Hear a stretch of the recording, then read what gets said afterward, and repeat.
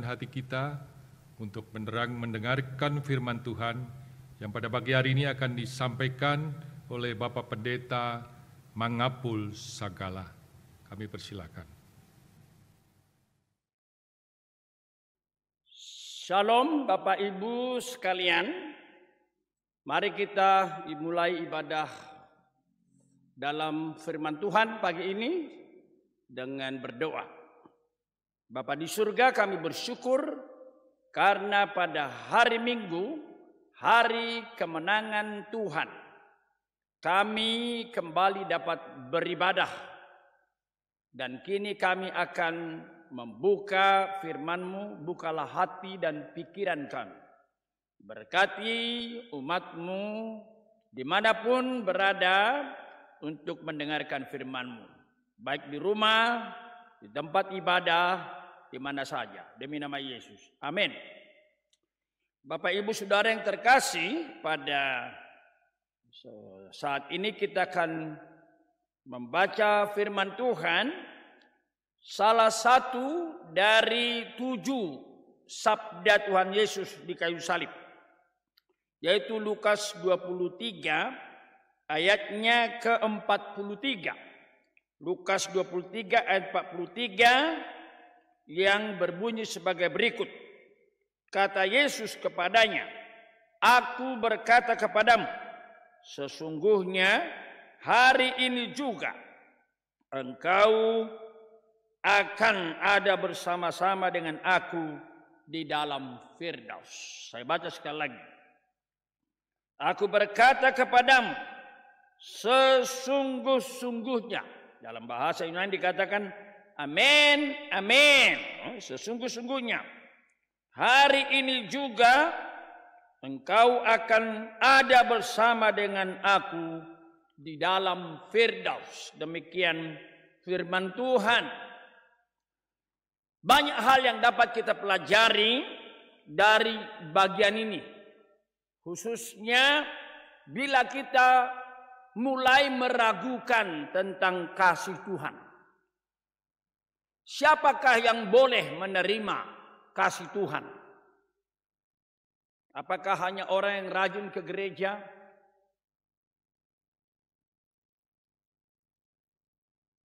Apakah yang moralnya harus cukup tinggi?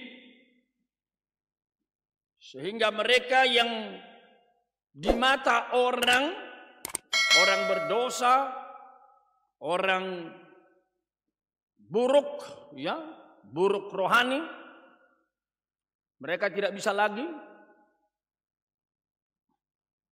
Jika ini menjadi pertanyaan saudara-saudara, baik untuk diri sendiri maupun untuk orang lain, maka bacaan kita pada saat ini sangat penting. Sabda Tuhan yang sangat tegas yang tadi kita baca ditujukan kepada seorang penjahat.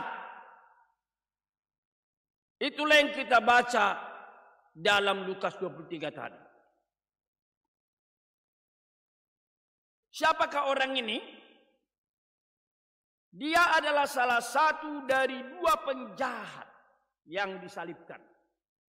Jadi kita tahu ada 2 penjahat yang disalibkan bersama dengan Tuhan Yesus.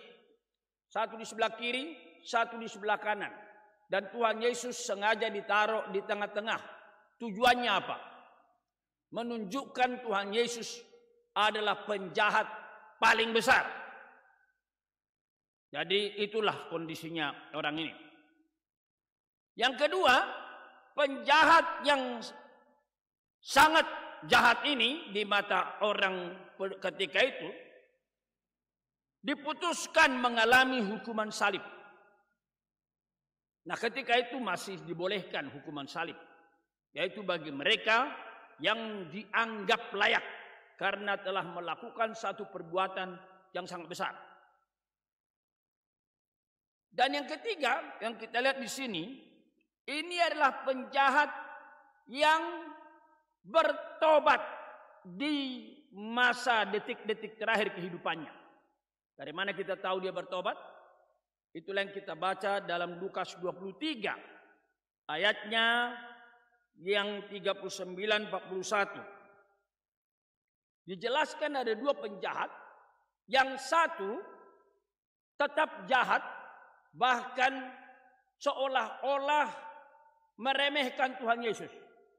Jikalau engkau anak Allah, selamatkanlah dirimu.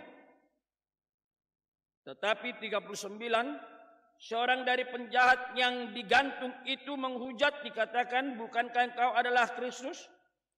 Selamatkanlah dirimu dan kami. Tetapi yang seorang menegur dia, katanya, tidakkah engkau takut juga tidak kepada Allah, sedang engkau menerima hukuman yang sama?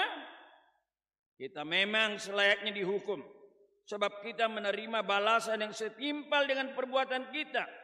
Tetapi orang ini tidak berbuat sesuatu yang salah. Luar biasa ya. Kiranya di akhir hidup saudara-saudara, sejahat apapun saudara pernah hidup, karena berbagai tipu daya dunia ini, tiba kepada kesadaran, pengenalan yang benar siapa Tuhan seperti orang ini. Lalu ia berkata kepada Yesus, Yesus, ingatlah akan aku apabila engkau datang sebagai raja. Luar biasa. Selama hidupnya, orang ini melakukan berbagai macam kejahatan yang pantas membuat dia untuk dihukum salib. Tetapi di akhir hidupnya, pada menit-menit terakhir hidupnya, dia bertobat. Dia mengakui kesalahannya, menyesali kesalahannya, dan datang kepada Yesus. Ingatlah akan aku, jikalau engkau datang sebagai raja. Dan yang keempat, dari sini tercermin bahwa penjahat ini adalah orang beriman. Dari imannya lah kita tahu mengapa masih punya pengharapan bahwa Yesus akan datang sebagai raja. Padahal yang dilihat di hadapannya adalah orang yang sudah jelas dianiaya, dilucuti pakaiannya, dipermalukan. Raja di kala itu adalah Raja Herodes, penguasa di zamannya. Tetapi rupanya imannya menerobos mengenal siapa Yesus sesungguhnya. Dan yang kelima, penjahat ini bukan saja penjahat yang bertobat dan beriman, tetapi juga penjahat yang mengalami kepastian keselamatan, pengampunan dosa, hidup yang kekal. Sekali lagi, ini adalah penjahat yang dianggap paling besar di zamannya. Karena itu layak disalibkan. Tetapi oleh Tuhan Yesus dinyatakan dosanya diampuni. Hari ini engkau bersama aku di Firdaus. Puji Tuhan. Itulah sebabnya dalam masa-masa Minggu Jumat Agung Pasion ini, mari kita merenungkan kedalaman kasih Kristus dan mengenal siapa Kristus. Terlebih lagi jika kita menyadari dosa-dosa kita. Apa yang bisa kita pelajari dari bagian ini? Saya ingin melihat, menyorot beberapa hal penting. Yang pertama, bagian ini menyorot tentang kristologi. Siapakah Yesus sesungguhnya? Dari sabda Tuhan Yesus ini, tidak bisa tidak, saudara dan saya harus mengaminkan bahwa Yesus adalah Allah sejati. Karena apa? Siapa yang sanggup memastikan hidup kekal seseorang? Nabikah? Kita sudah tahu, nabi sebesar apapun, dia tidak bisa memastikan keselamatan umatnya. Itu sebabnya umat yang percaya kepadanya tetap berkata moga-moga diterima di sisi Allah. Tetapi Tuhan Yesus tidak demikian. Meskipun penjahat ini penjahat yang sangat besar, tapi dia berkata, hari ini engkau bersama aku di Firdaus. Sebenarnya selama hidupnya Tuhan Yesus juga sudah menunjukkan bahwa dia Allah, Allah sejati. Misalnya saya sendiri research untuk master dan doktor saya dari Injil Yohanes. Di dalam Yohanes pasal 10 dikatakan juga di sini tentang keyakinan keselamatan yang diberikannya. Dikatakan dalam Yohanes 10 ayat 27, domba-dombaku mendengarkan suaraku dan aku mengenal mereka dan mereka mengikuti aku. Aku memberikan hidup yang kekal kepada mereka. Sekali lagi, aku memberikan hidup kekal kepada mereka dan mereka pasti tidak akan binasa sampai selama-lamanya dan seorang pun tidak akan merebut mereka dari tanganku. Amin. Luar biasa. Karena itu saudaraku sekalian, terutama orang belajar teologi, tinggalkan keraguanmu tentang kristologi. Saya mengetahui tidak sedikit orang yang meragukan Yesus sebagai Allah, hanya menerima sebagai Mesias. Tetapi jikalau Anda percaya kepada Alkitab, tidak bisa tidak, harus datang kepada kesimpulan Yesus sungguh-sungguh Allah sejati dan manusia sejati. Yang kedua, dari bagian ini kita bisa belajar tentang kasih Allah yang sangat besar dan sudah terbukti. Sebenarnya, sekali lagi, selama hidup Yesus, inilah yang ditegaskan Tuhan. Dalam Yohanes 3:16 yang terkenal itu dia mengatakan kepada Nikodemus, karena Allah begitu mengasihi si dunia, sehingga diberikan anak tunggalnya, maksudnya dirinya sendiri, supaya setiap orang percaya kepada yang tidak binasa, melainkan beroleh hidup yang kekal. Luar biasa. Jelas ada dua sasaran arah hidup manusia. Kemana tujuan akhir hidup manusia? Hanya dua. Binasa atau hidup kekal. Dan Tuhan Yesus mengatakan, setiap orang percaya kepada dirinya tidak binasa. Kok bisa? Karena untuk itu dia datang. Itu sebabnya dikatakan Allah begitu mengasihi dunia. Yesus Kristus dengan tegas menilai Allah oknum pertama itu, Allah Bapa itu sangat mengasihi dunia. Itulah sebabnya dia diperintahkan datang ke dalam dunia, diutus datang ke dalam dunia, mati di kayu salib. Yang sebentar lagi akan kita peringati Jumat Agung. Untuk apa? Untuk menyelamatkan manusia. Sebenarnya manusia harus binasa atas dosanya, tetapi puji Tuhan tidak binasa.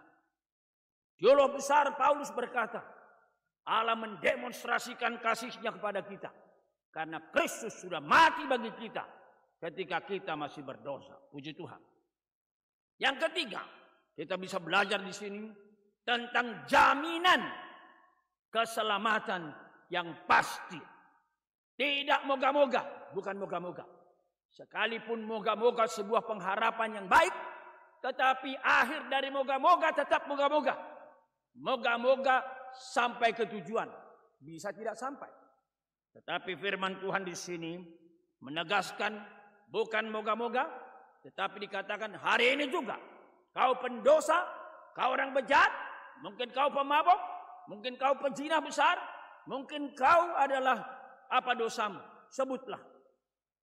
Kalau dosa sudah menguasai seseorang, entah jemaat biasa, entah majelis, entah pendeta, entah pengkhotbah terkenal, jikalau dosa sudah mendominasi, dia berkuasa atas dirimu.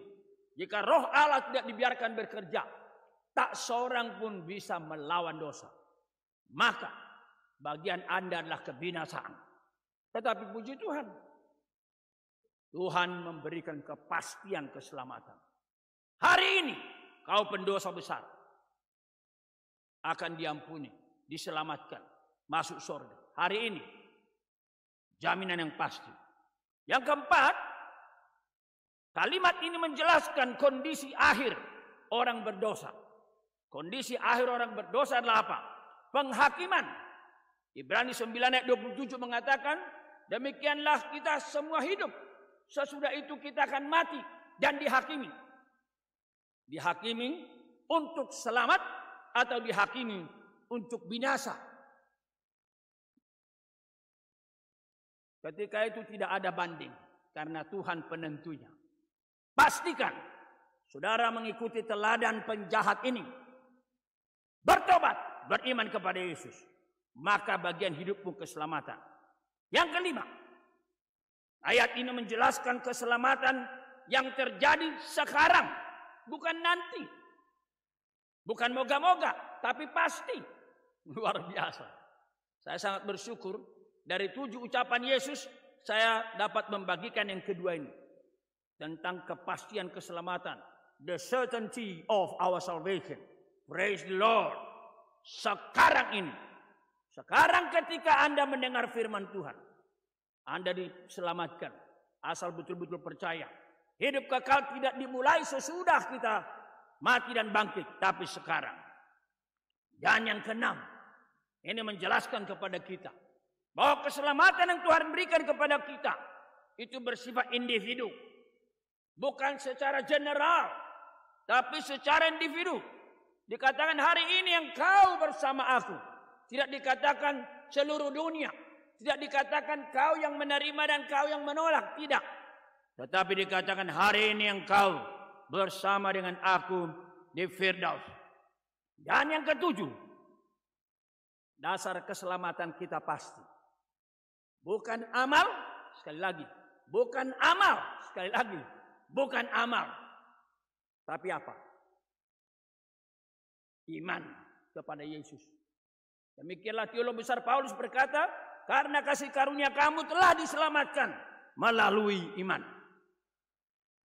Puji Tuhan, kita belajar 7 hal penting dari pernyataan Tuhan Yesus di kayu salib. Kita belajar Yesus adalah Allah. Yang kedua, kita belajar kasih Allah yang tidak boleh diragukan. Kita belajar tentang jaminan keselamatan yang pasti. Kita belajar tentang kondisi akhir manusia yang akan dihakimi. Kita belajar juga bahwa keselamatan itu terjadi sekarang dan terjadi kepada individu dan itu diterima karena keselamatan.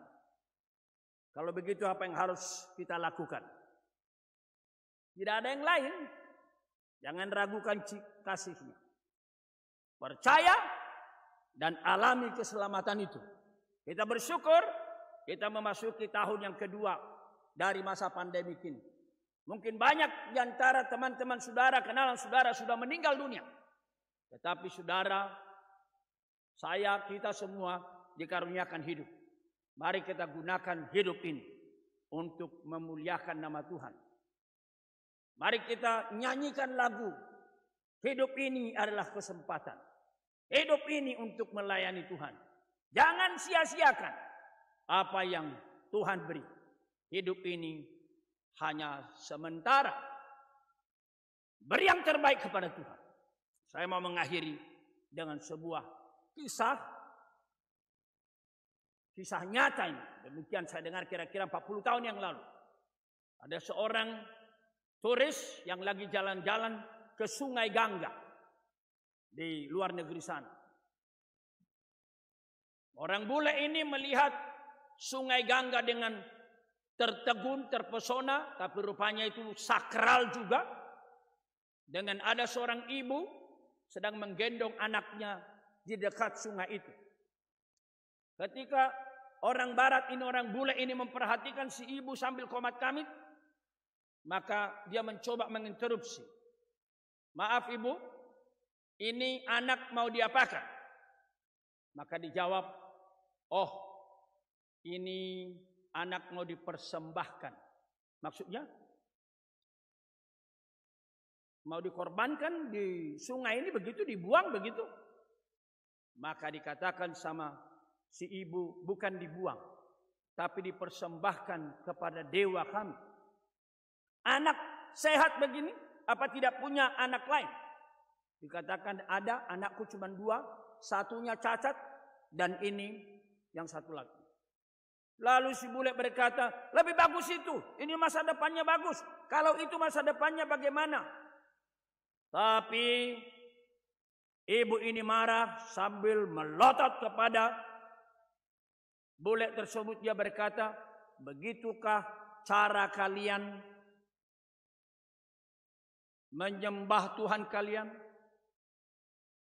Kami di India tidak demikian. Kami diajar menyembah beribadah kepada Tuhan kami. Kami harus mempersembahkan yang terbaik. Wah, sangat menyakitkan bukan? Begitukah cara kalian menyembah Allah kalian? Teks kita ini mengatakan tidak. Mari kita saling mendoakan. Mari kita saling mendorong.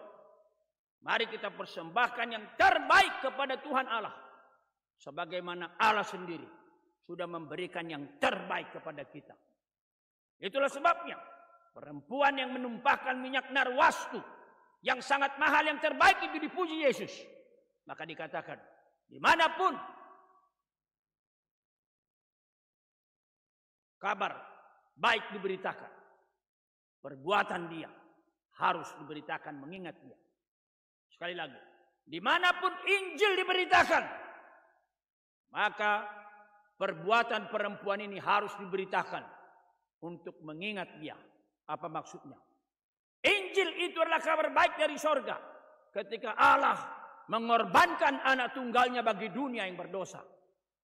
Dan Injil itu juga ketika anak manusia, saudara dan saya, mempersembahkan yang terbaik kepada Tuhan Allah yang sudah memberi yang terbaik kepada saudara dan saya.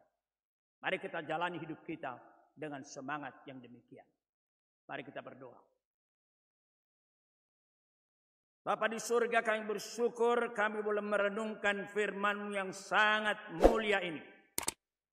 Kami diajar tentang diri-Mu yang luar biasa mengasihi dunia. Dan itu terbukti.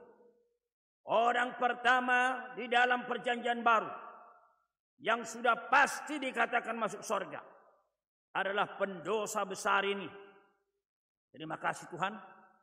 Biarlah kepada semua umat-Mu dikaruniakan pertobatan sejati, mengakui dosa, menyesali, dan datang kepada Tuhan Yesus dengan iman yang sungguh.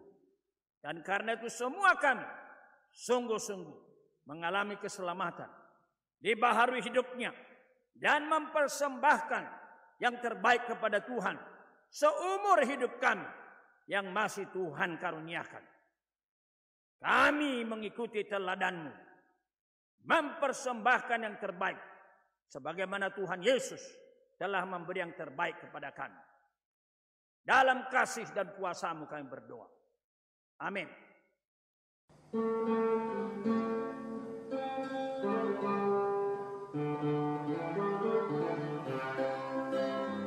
Sakti semua negeri dan